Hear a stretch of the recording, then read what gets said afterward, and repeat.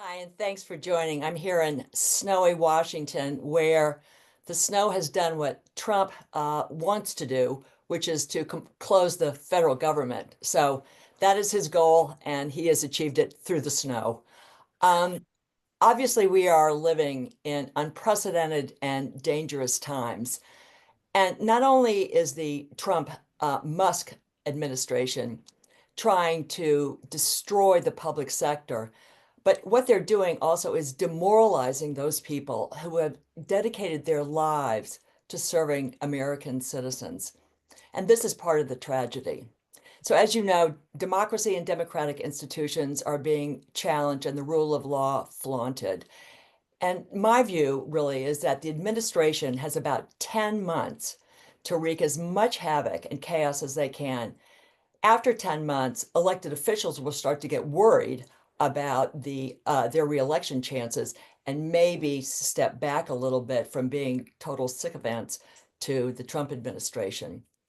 So, as we think about this moment, it really demands boldness, unprecedented boldness and bravery. But the other thing we need to remember or think about is what the unprecedented opportunity is. So, we have an opportunity and we have the challenge of beginning to write a new story and a new future for Americans overall, all Americans, not just the few. So the idea is yes, fight, but don't let the current crisis, keep us shocked, furious, reactive, and paralyzed. So, as you know, there's so much going on now in terms of a resistance. But if we really want to make deep, transformative changes, we have to do something different and we have to do something for the long haul. And that's why Innovating for the Public Good, R&D for Democracy, was launched. It's an effort really to understand how to get at some of the underlying dynamics that are going on in this country and build a better future. So we want a democracy. I mean, all of us want a democracy that serves all of Americans. But more importantly, we want a country and a democracy that reignites the belief that the public sector can be an incredible force for good and meet the challenges we have both here and abroad. So, as we fight the current battles, we really need to think about how we do something different, something much bolder and with a long-term focus, and something that will take time to get right. So, now that leads me to the guests in our webinar who are really represent the future leadership of this country and will help us chart a new course for democracy. So we wanted to have this conversation with two elected officials who are literally on the front lines of what's happening in terms of the implementation of public programs, but now the destruction of public programs, and each one of their constituents will be affected badly.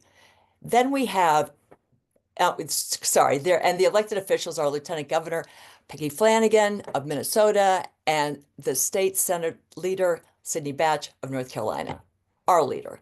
Um, and then we have Billy Ray. He knows how to tap into culture, speak American, and really create narratives that successfully counter what's happening on the right, the narratives of the right, and help move us forward. Think about this. For 50 years, the right has been telling us government is bad, the public sector is manipulative and fraudulent, and the government is owned and captured by the left. This has been going on forever. And the American public, large parts of the American public, have bought into that narrative. And so, one of the things we need to do is figure out how to counter it, mute its force, and move forward. And Billy's going to give us some direction in terms of that. I want to turn it over now to Erica Williams-Simon, who is a narrative expert in her own right and has been a fabulous moderator of these webinars in the past. And now I will turn it over to Erica. Thank you so much, Paige. And I love that you kind of ended those remarks by talking about Billy Ray's work and the idea of story, because as you noted, we are in a pretty difficult part of this story, a part of the American story. It is not the first difficult part. It will likely not be the last. But it is a moment in which we do have power to figure out what is the rest of this story going to look like? How do we not repeat the mistakes of the past? And all good stories start with an idea, and they start with imagination, yes, grounded in truth, but a vision for something different, for something bigger, for something better, for something interesting. And I think innovation also begins in that same space. And that's really why we're having today's conversation, to talk a little bit about not just how we're reacting to the moment, as Paige says, but how we can innovate for a better future and to make long lasting fundamental changes. So we're going to start with, maybe, even though I know it's gloomy where many of us are in the country, and it's certainly gloomy in the government today, we're going to start with maybe some hope and some optimism. Because innovation means making changes to something that is already established, especially by introducing new methods or ideas. And so let's ask this question. If each of you, each of our wonderful panelists, had $1 billion, or let's even just say $1 billion plus, where would you innovate, or what would you innovate right now to save democracy? It's a very big question, but y'all are big thinkers, so I'm not worried. And why don't we start with Senator Batch? Thank you guys for having me. It's really great to be here. Wish we would have been in person, but yes, the snow obviously had other plans. What I would tell you guys is that the interesting part and the hope that we had in North Carolina in this last election cycle, is that more North Carolinians voted for Democrats at the statewide level and at the legislative level than they did Republicans.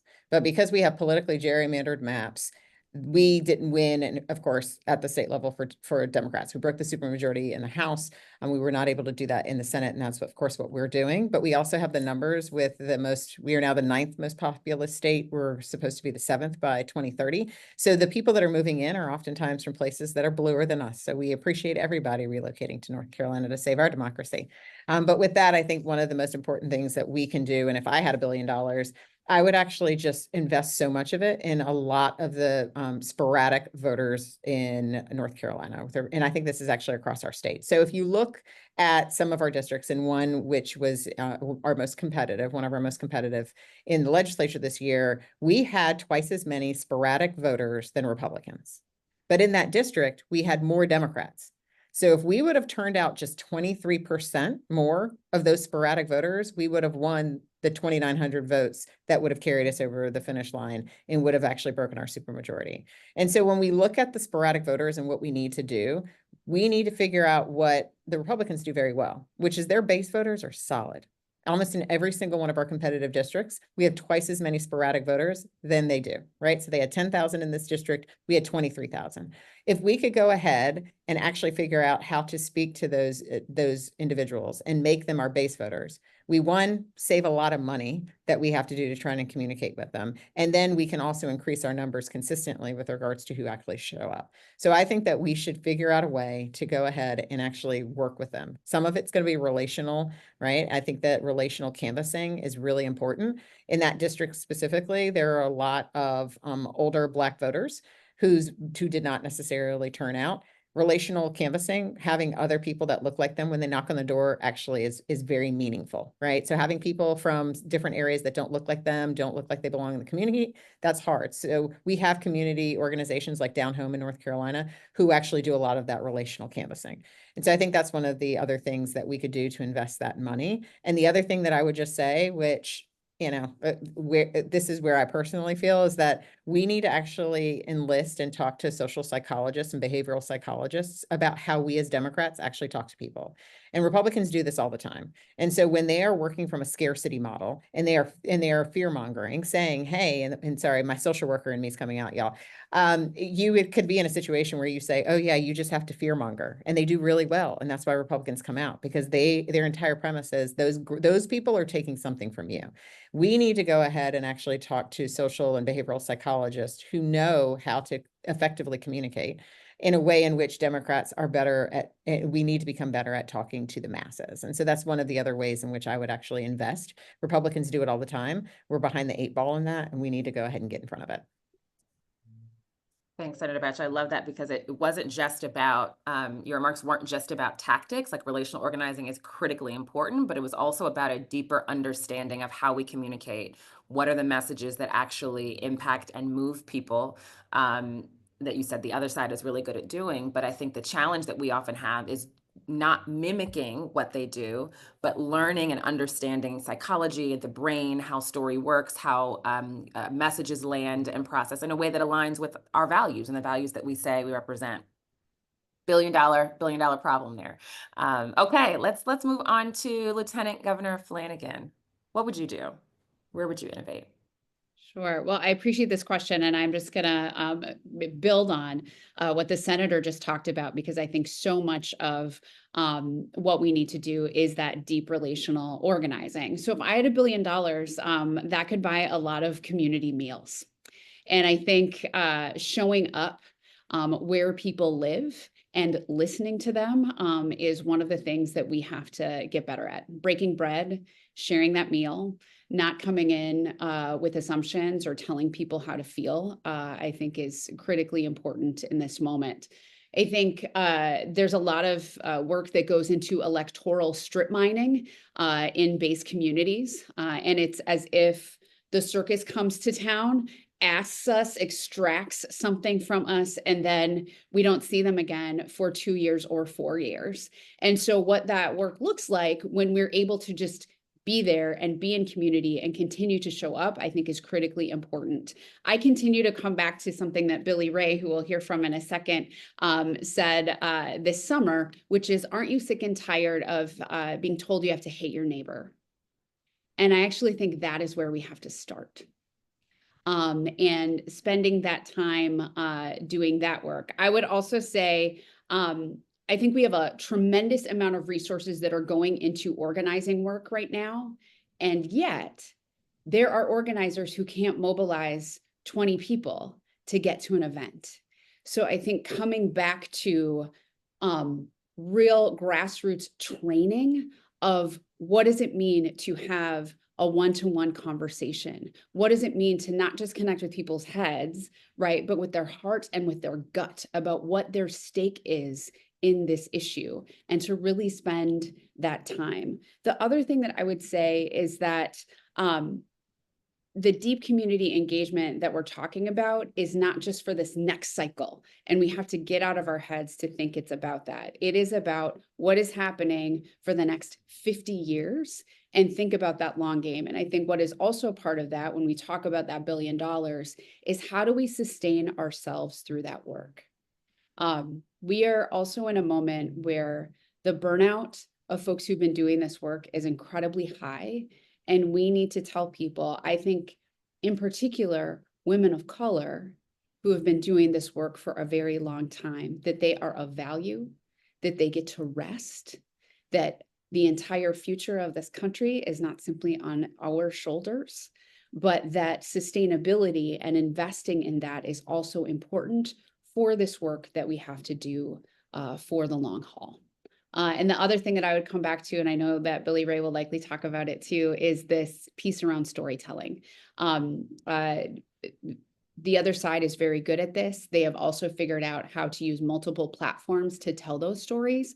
And so I would in some way also do like micro grants, right, of $50,000 to people who can start to create, are these podcasts, are these shows, are these visuals, but really investing in that, because I think we missed that opportunity. And we have a lot of content creators who are deeply embedded and connected to their communities, whose voices need to be heard. And I think they are credible messengers, and we have to be more strategic about how we do that work.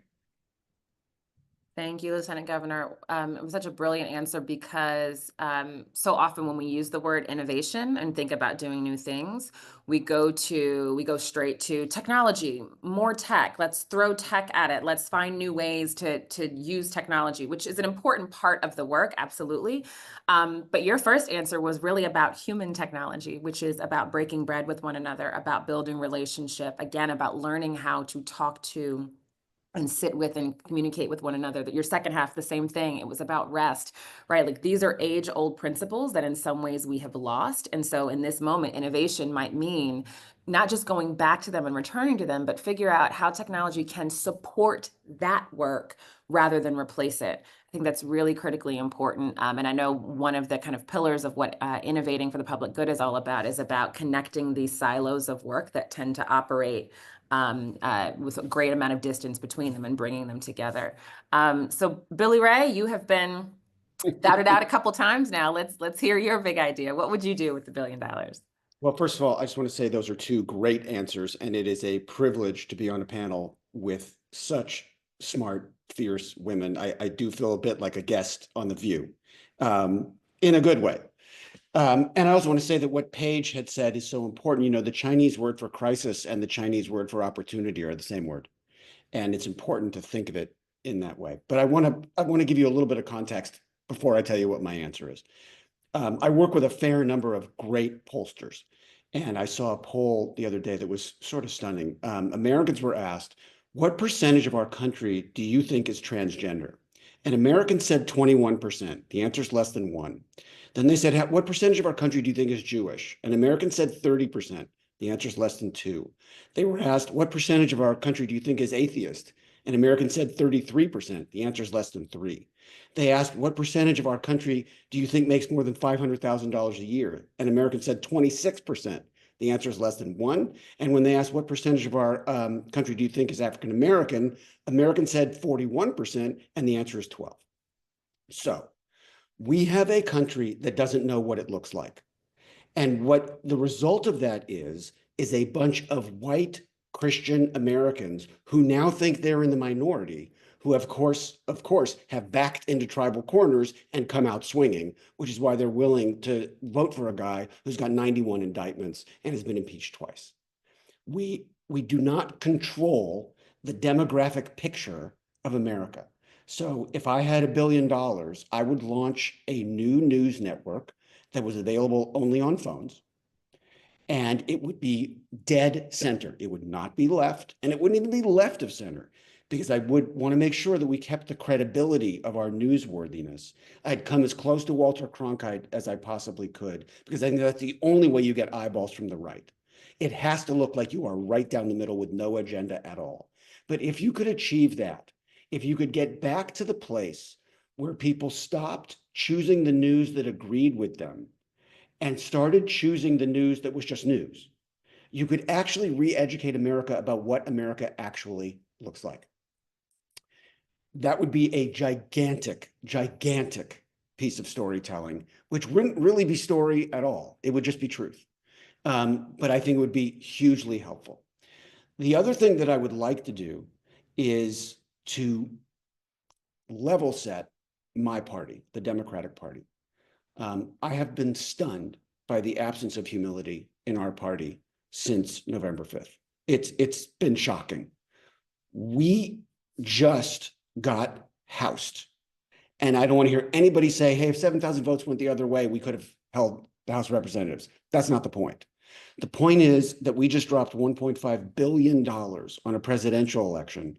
And if you stop any American in the street and say, what does the Democratic Party stand for? They can't tell you.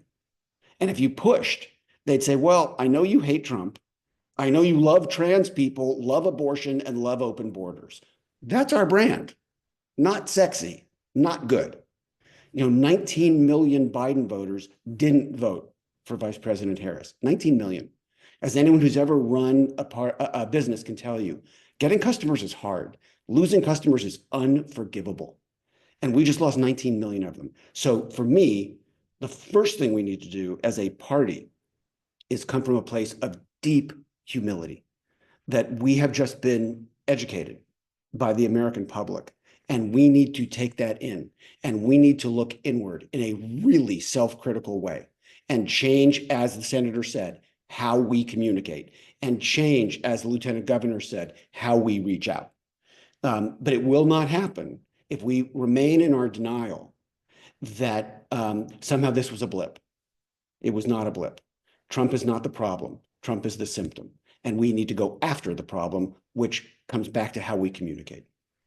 It's funny, humility sounds like a spiritual problem to me as well, but I guess because I work with a lot of faith leaders, which okay, can I just throw something in about that? Please, that's the work that I do. Yes. 68% of our country is Christian. I am not, by the way, but 68% of our country is Christian. 88% of the homes in America own a Bible, and the average has 4. Okay. In the Democratic platform this year, I was at the convention. There are mentions of Hinduism, Buddhism, Judaism, and Islam. Do you know how many mentions of Christianity there are in that platform? 0. 0. Mhm. What business in the world says to 68% of its potential customers, nope, you don't matter. We're so busy looking after the other 32% that we're going to treat you like the problem. You cannot win an election that way. It's impossible. I mean, the numbers just don't work. Right. And that's part of humility too, is understanding that in our really heartfelt desire to make sure that everyone else had their voice, we took the voice away from the biggest voting bloc in America. It's a miracle we came as close as we did. And we need to look at that too. So let me ask all of you this question. Thanks for that, Billy Ray. Let me ask all of you this question. So everything that each of you said was spot on, brilliant. And while we can't see those in our audience, I guarantee you there were some nods and some people saying, yep, I've said that. I've been saying that, right? What are the greatest obstacles to that kind of work, that kind of innovation, those changes, these big ideas becoming reality, right? And so the premise of the question was if you had $1 billion. So unless, correct me if I'm wrong, I don't think the three of you have $1 billion. I know I certainly don't. I'm working. Working on it, right? Billy Ray, you let me know when you get there. But I'm a couple more Hunger Games movies away. Just give me a minute. Let's go. But aside from that, what are some of the other obstacles that you see standing in the way of these kind of fundamental and radical transformative changes? And particularly for those of you who, again, work in the belly of the beast every day, but also, Billy Ray, you literally not only engage with the political infrastructure, but are also in the world of storytelling and communicating with people every day. What is standing in the way of these changes? Let's start with, we'll go back similar order. We'll start with Senator Batch. Yeah, thanks for that question. So one of the challenges we have legislating is that there are a lot of interest groups, and we are the big tent party, and we should be the big tent party. The challenge is that the far left, at least in my state, I won't speak for others, end up trying to push us into a direction that the country is not going. So right after the election, I had a meeting with some of these groups, and I had just, been elected leader in the Democratic Senate. And we're sitting there, we're talking, and they said, what we need to do? We need to do some more trans bills. And I said, did you pay attention to this election? And they go, well, that's who we are. I was like, we are a lot of things. I said, and as a big tent party, it's our responsibility to bring people in because we've actually just been pushing people out. I said, we need to reframe how we actually think about this. And so they wanted to bring all of these, the book bans and stay out of my bedroom and stay out of, or inclusion and diversity. And we know where that's going in our state in North Carolina. We know where it's going in the country. What I said is, why don't we just reframe the same message and repackage it? It should be a don't tread on me bill. Because libertarians have something that is very, very clear, right? If you want to be small government, especially in states where we are in North Carolina, where Republicans are taking all of the power and are actually just going ahead and coalescing in the legislative branch and taking it from everywhere else, we could actually have a privacy bill that addresses the exact same issues that we want as a Democratic Party, but just with a different frame. So stay out of my bedroom, stay out of my doctor's office, stay out of my decisions on how I parent my children. All of those are don't tread on me messages that resonate with a lot of rural North Carolinians that we need to bring back into the fold. A lot of white men who feel like the party has actually pushed them out. Like Billy said, a lot of Black men who feel like they don't have a place in the party. I mean, yes, we know that women of color are not the problem, right? We are the solution, but there are not enough of us to carry us over the finish line. And so we have to figure a way to bring some of those individuals in. And what I'm trying to reframe in a lot of the ways in which we actually communicate as Democrats in North Carolina is talking about how we bring those people back in. We call them in instead of pushing them out. We have to change our language around it. And we have to push back on the far left progressives. I've told them, when we can actually talk about this? When we're in a super damn majority. But if we're not in a super majority, I don't want to talk about these things. Our values are still there. They are in every single thing that we do. They are steeped in who we are as humans. That does not mean that we need to actually be in front of that every single day, because we realize that even our own Democrats, that was a powerful message, and that's probably why we lost. So we're not going to lean into that. So that's what I would say is that, at least in my perspective, our far left cannibalizes us who are trying to actually move us forward and think that somehow the moral high ground that they decide to stand on is actually more valuable than us trying to win elections, which ultimately will get us the things that we actually want.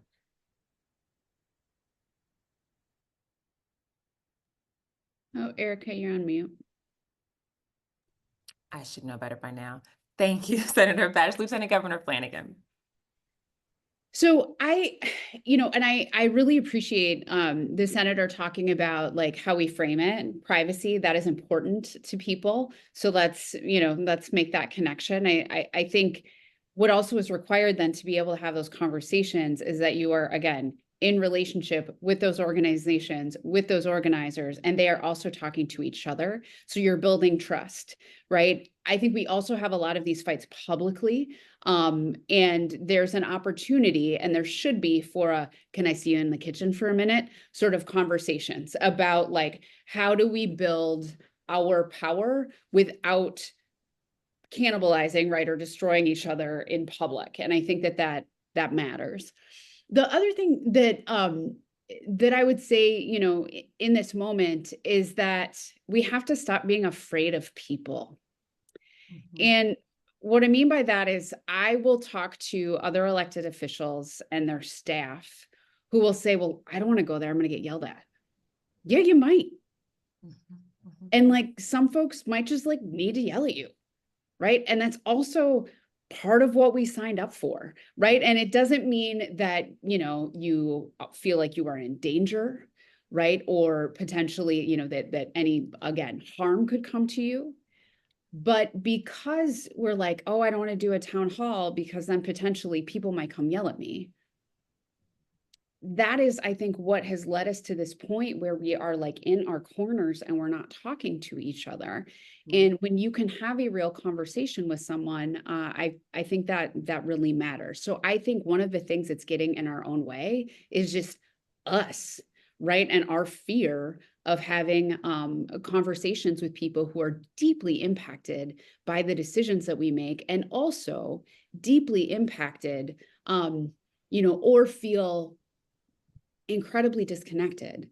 And so if I am willing to hear that, even if I don't agree with you, but I'm willing to sit in it, I think that goes a really long way. And we are, I think, doing everything we can to put up these walls to try to not engage with real people, or somehow believe that a press conference alone, or somehow believe that that statement I put on social media is enough. Like, we got to be in it. And I think that is how I think we get in our own way. And I think that's also deeply connected to that word, right? Humility, right? You got to like humble yourself in front of people. I think having a bit of vulnerability sort of cracks other folks open to be able to say like, okay, maybe they're not just about these things that make me a little uncomfortable. Maybe, there are opportunities for me to connect with someone here. And I think that goes a long way. Now, that means that we have to do year-round stuff all the time, and plan for it. But I think it's work that's worth doing. Thank you for that. And this conversation is really, I think, illuminating how all of these pieces of the puzzle fit together or don't, right? Because change is messy. We know that, looking at history, there is always some level of conflict. There is no perfect party. There is no everyone on one side agrees. The far left has its role, has its place in pushing and pushing. But I think, to Lieutenant Flanagan's point, it's about the relationship, the trust.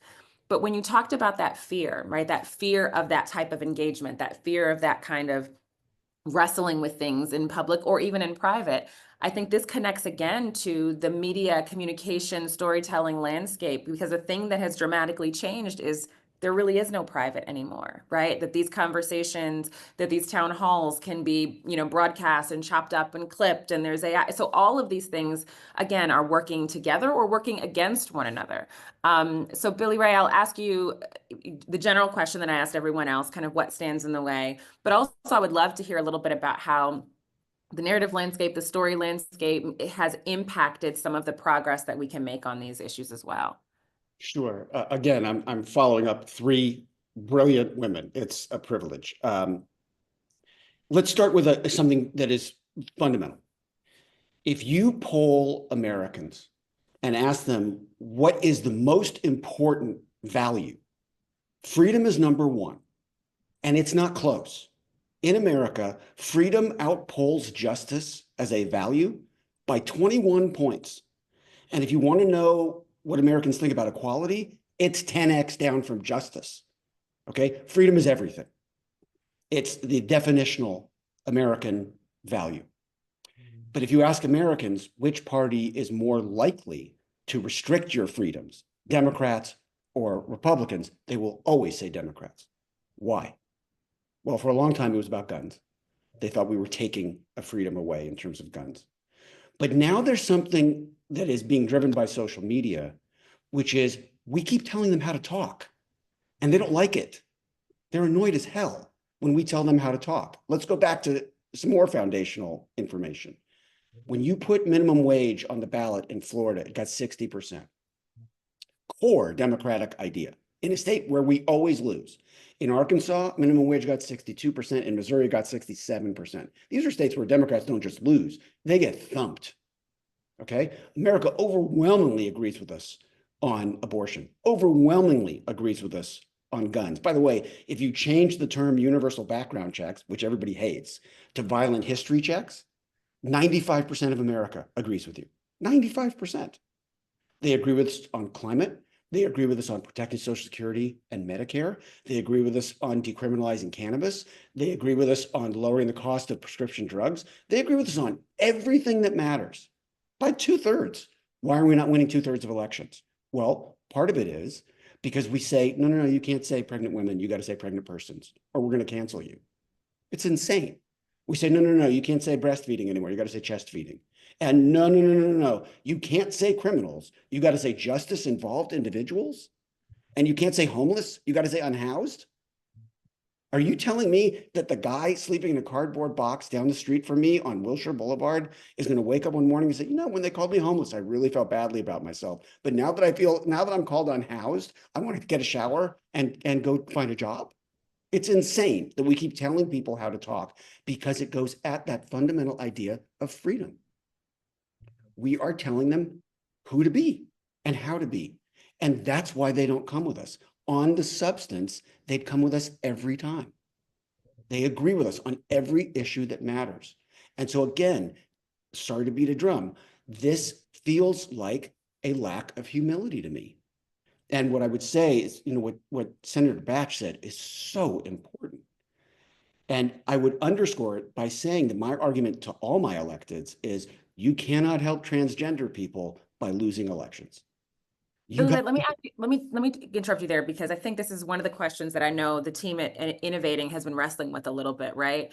So in my work, we talk about the distinction between strategic communications and narrative change, right? So strategic communications is short term. There's a goal here. What do we need to say that takes advantage of and plays to where people are, what they think, what they feel, what they believe to get us a win? Narrative change is about fundamental values. It's about kind of shifting ultimately what people might believe to be true. One is short, one is long term. Sometimes those things are at odds. So the examples that we gave, right? This idea of like, okay, the far left pushing us, making people talk in certain ways using this language, that is clearly at odds with short-term wins. We are losing. But there's a question about what is needed and what changes are actually needed for long-term narrative change, changing what people think and feel about each other, right? Othering one another, all of these changes. How do we balance when we're trying, clearly you got to win, but how do we balance that with also keeping in mind long-term change and long-term visions? Sure. And anyone can answer that, Billy, right? If you don't mind, I'll take the first stab at it. Yeah. Okay. You have to lead. Okay. You have to lead not as if you're afraid of AOC's Twitter following. You just have to lead from core beliefs. Okay. Which means that you have to win, and you win by reaching as many people as you can with the common sense and intelligence of your arguments. And then once you have the power, you demonstrate who you are by taking care of the things that speak to your core, that speak to your soul. But we are trying to lead without courage. And you can't do it. The problem that I see when I do messaging for about 85 sitting members of the House and Senate, for free, obviously, but it's speech writing, debate prep, rapid response, whatever they want. And whenever I tell them to tack to the center, I always put at the bottom of the email, I know this will upset the 23-year-old Wesleyan grad on your staff. Sorry, they're just going to have to be upset. And what I find is that members of my party are so terrified of some 23-year-old Wesleyan grad saying to them, you're not woke enough, that they will actually swallow what they know to be true. Because there's nothing worse than the spiritual death of being told you're not left enough. So what about the argument, and I'll ask Lieutenant Governor or Senator Batch here, because what we've heard a lot, and this is actually me bringing in some of the questions that have been coming up in the chat. I'm going to transition away from just my questions to what other folks asked. But what about the argument that folks said, well, Vice President Harris didn't mention what is a hot button issue for a lot of voters, right? Which was Gaza. Just would not talk about it at all. There was a story that said literally refused to address it, answer. So some would say, oh, no, she was actually very center on some of these issues, and that cost her. Like, it's true, not true, reactions, and not necessarily reactions to that particular issue if you don't have them, but this idea of moving closer to the center, even with our language and messaging and framing, leaving behind certain voters. Thoughts on that as strategy? Can I interrupt just for a second? Sorry, I'm not in the panel. No, come on in, come on back, Paige. One of the things that I think we need to realize is that when we, talk about things that are not, resonant with the American population, and also are like feel too far left and language policing, et cetera, although that may not be what the majority of, progressives or Democrats, think or want to do or behave, the right takes those examples and pours gas on them. So it becomes the larger public's view of what we want. And so not only is it not, smart strategically, and I love what the Lieutenant Governor and Senator Batch said about that, but in terms of different frames, et cetera, but we're taking away their ability to define us. And that's part of the key here, because we need an opportunity to define who we are, and we've let them define, who we are through some of the language that has been used by some of our colleagues. Okay, I'm going now. I want to hear what the senator, I want to hear what the senator and Lieutenant Governor have to say. I'll wait for them. Yeah, please. I mean, so what I would say is it's interesting you bring this up, because my husband and I were just talking about my new social media, whatever. I don't even have news alerts. There's enough stuff that I have to worry about in North Carolina. So I asked my husband at the end of the day, give me the top 3 stories. And then he gives me them. And then one of them was, of course, us taking over Gaza and all the Palestinians have to leave.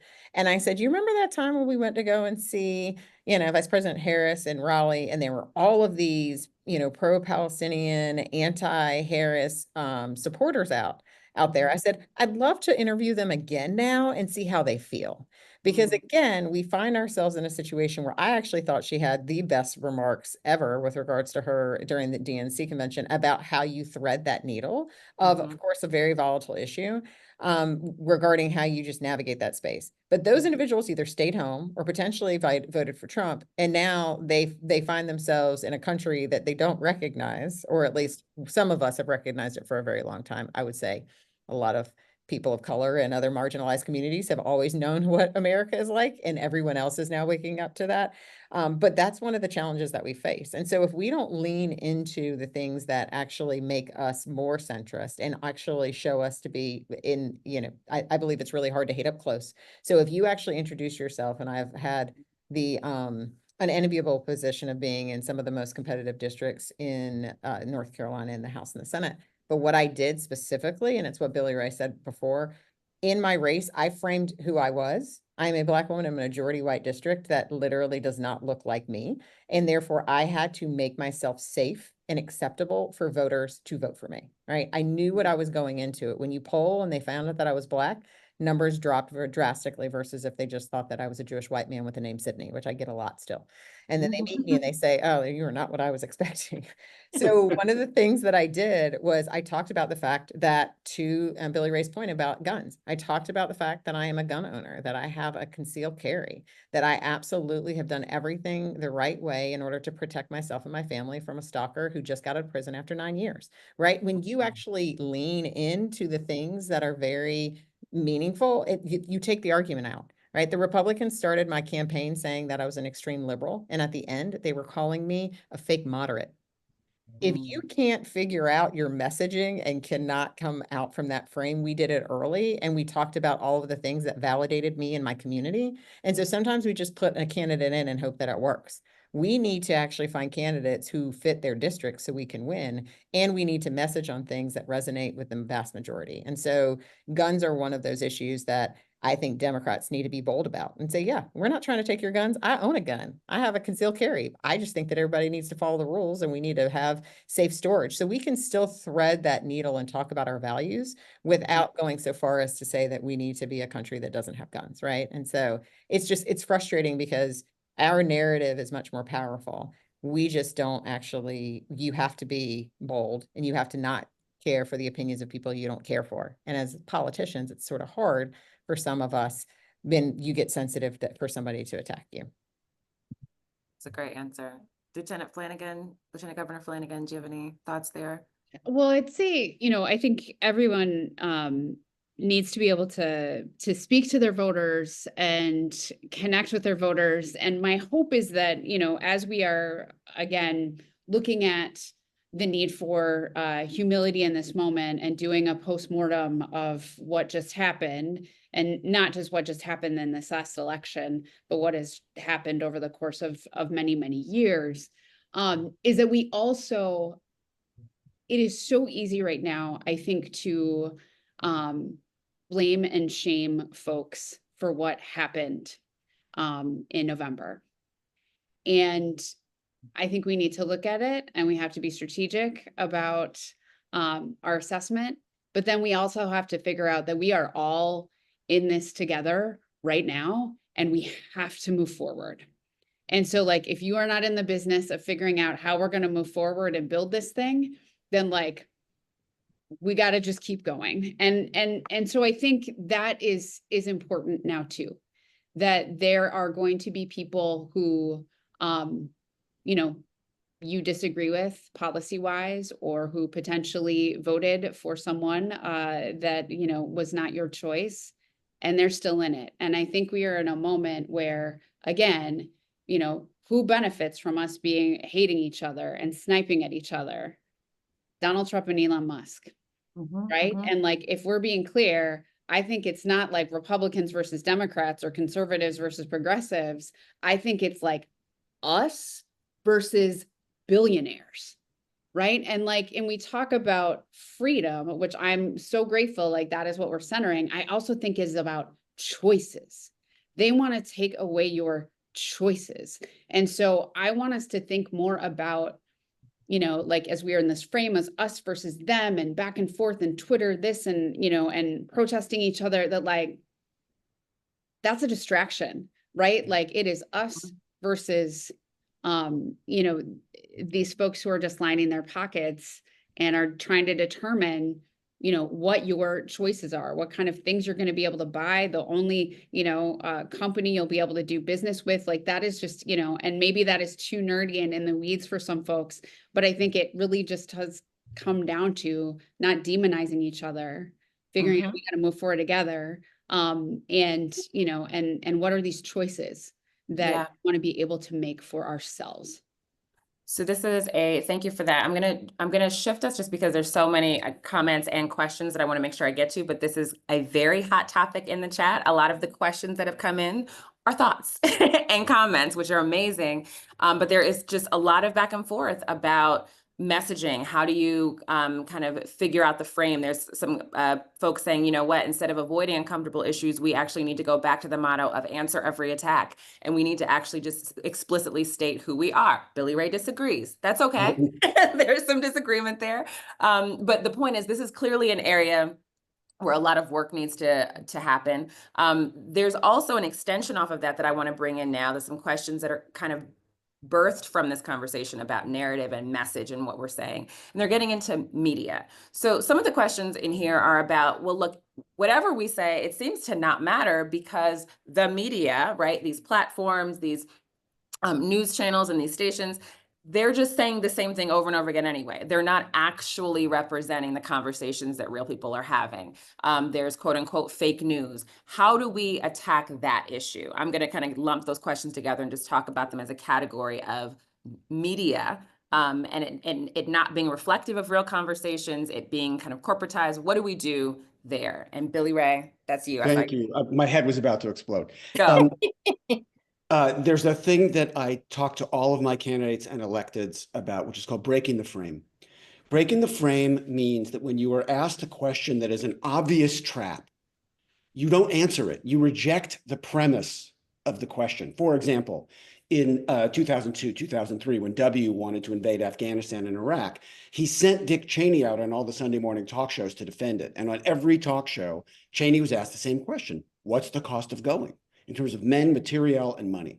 And on every Sunday morning talk show, Cheney broke the frame. He said, what's the cost of not going? Absolutely brilliant. Now, sadly, he won the argument by breaking the frame. It reflected his values, but it also put him on the side of the 50 that he wants to be on. Okay? Because had you answered the question honestly, it would have been, well, I think we're going to be there for 20 years. We're going to spend $7 trillion and lose 5,000 American lives. Who's in? Right? No, of course you don't answer that question. Right? Now, the flip side.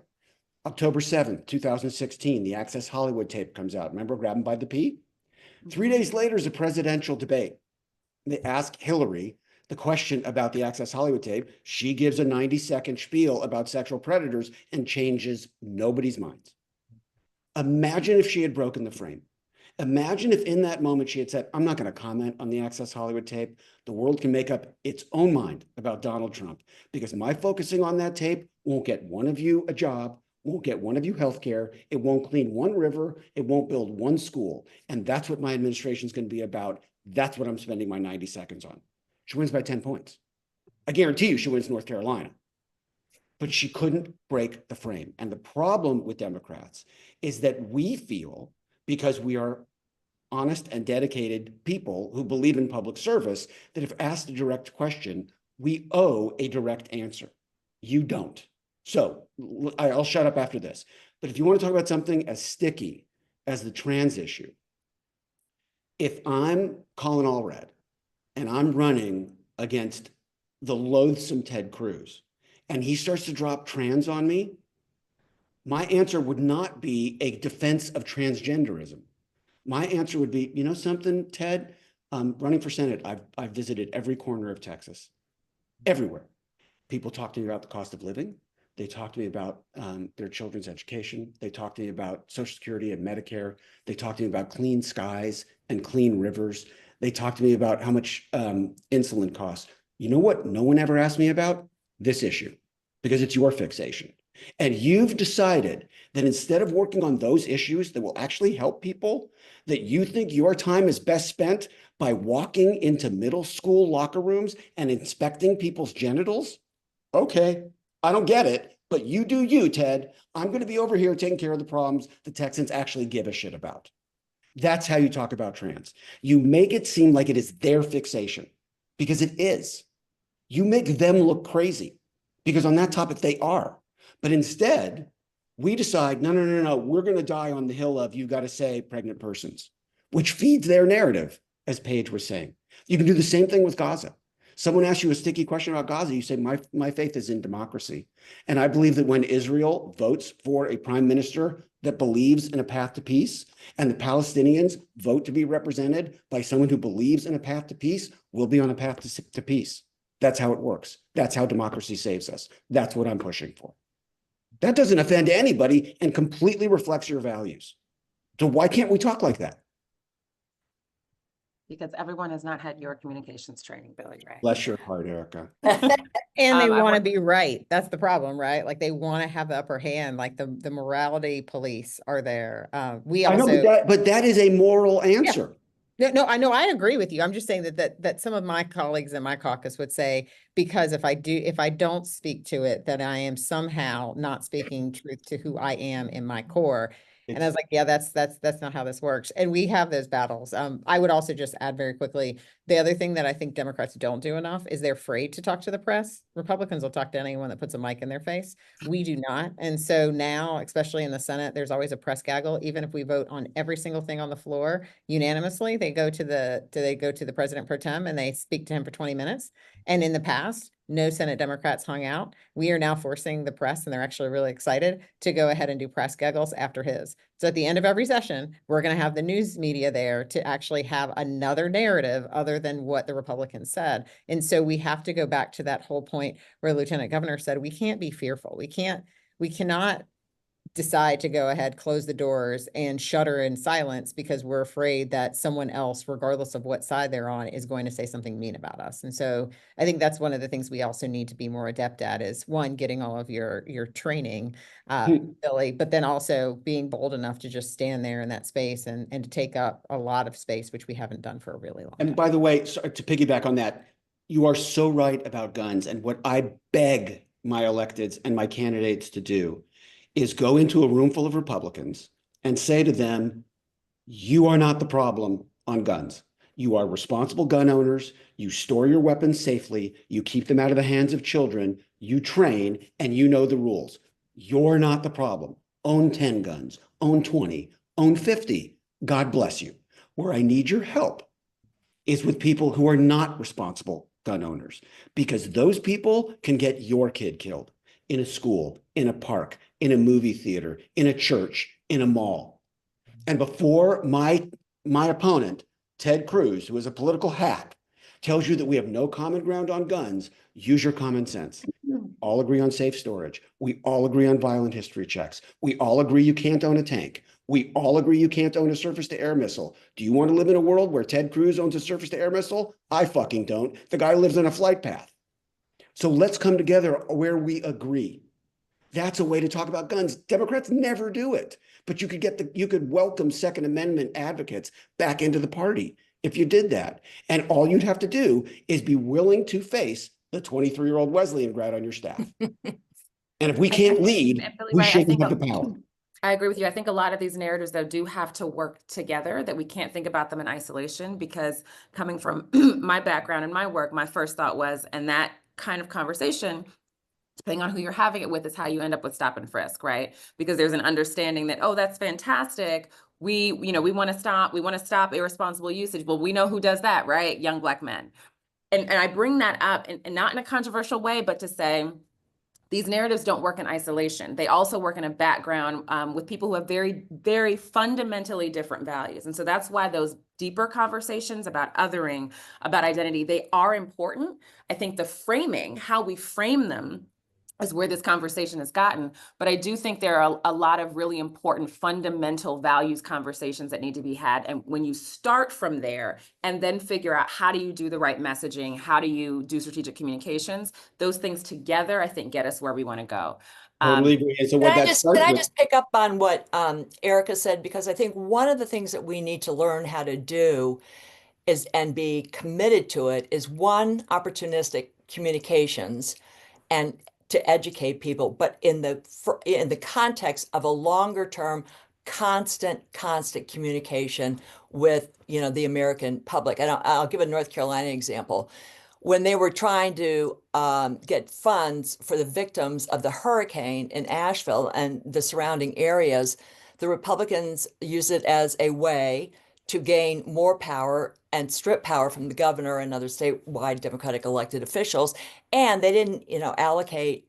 I mean, I'm saying, you can correct me, but they didn't allocate new monies. They just, robbed Peter to pay Paul a little bit. So why we weren't out there on radio, on paid, on earned, et cetera, telling that story, not in a DR kind of way, but from a values background, and in a way that framed it to an fundamental American value, which is, you are my neighbor. And if you're suffering, I'm suffering. So anyway, so I think we have to think more about committing to opportunistic communications in the, context of a longer term effort. Thanks, Paige. I know we only have 5 more minutes, so I'm not going to drop another question in. Lieutenant Governor Flanagan, you didn't get a chance to close or respond to that last one, so maybe I'll give you final word and then I will tie it all together and hand over to Paige. I don't actually have much more to add. I think for what Paige just talked about, suffering, and like, if you're suffering, I'm suffering. That is what takes a really deep level of humility. And I really appreciate it. And I think the actual, one of the ways that this is like triggered something for me is like one of the things that I've talked about as we are moving from November is that one of the roles that I think I have is to try to alleviate suffering wherever I find it, as much as possible. Now, that isn't a partisan thing, that's a human thing. And I think for those of us who also are in elected office, starting to think more too about like, what is our identity beyond our title? What is our role in community? What is our role in this work? What is our role even in our own family and neighborhood? And getting really clear about that as a solid foundation on which to stand and from which to build. I think we have been so busy fighting, that we haven't cultivated or built something that people want to come to and be a part of and also contribute to. And so that is one of the sort of final reflections that I have. And even though in Minnesota, we have done amazing things, right? And paid family and medical leave, protecting access to reproductive care, a nation leading child tax credit, all of those things are amazing. And it's not enough. We're not done yet. And so what are we then building and inviting people into? And that realization that just having these policy wins is somehow going to be this magic solution, right, to having people be on our team. It is not. So I'm grateful for this space and conversation, and just know we have so much more work to do. And the good news is that even in this dark moment, there are so many people who are literally asking, what can I do? How can I help? And are ready to show up. If we build that thing, that is our task. And I think people will be ready to join us, but we can't determine who's in and who's out. We just need to say, come on in, and we're going to figure it out. Come on in. Thank you so much, Lieutenant Governor Flanagan. I don't know about you all, but I'm in this moment, I'm looking everywhere, every day for glimmers of hope. And all of you, the fellow panelists, you are that glimmer of hope. Thank you for building the thing that we all are joining and being a part of. Thank you for doing the work. Thank you for both fighting, but also for being the kind of humans that you are. That is ultimately how we are going to transform our democracy. Institutions are going to help. Money is going to help. Innovation is going to help. But all of that comes through humans and through people and through relationship. So thank you for that time. And thank you, Paige, for convening us together. I will toss it over to you to close us out. I just want to say thank you for this incredible discussion. And I learned a lot, and I know everybody on this webinar learned a lot. I just want to leave with one note, which is getting back to what I said earlier, we do have an opportunity and we need to grab it. But what we also need to remember is the famous or infamous Albert Einstein quote, which is, insanity is doing the same thing over and over again and expecting different results. So while some of the same things work and are impactful, we have to do things differently, and we have to think about the long term, and we have to think about how rebuilding this democracy is going to be the way that we recapture the fundamental American value, as Billy was talking about, which is freedom. So thank you so much for joining.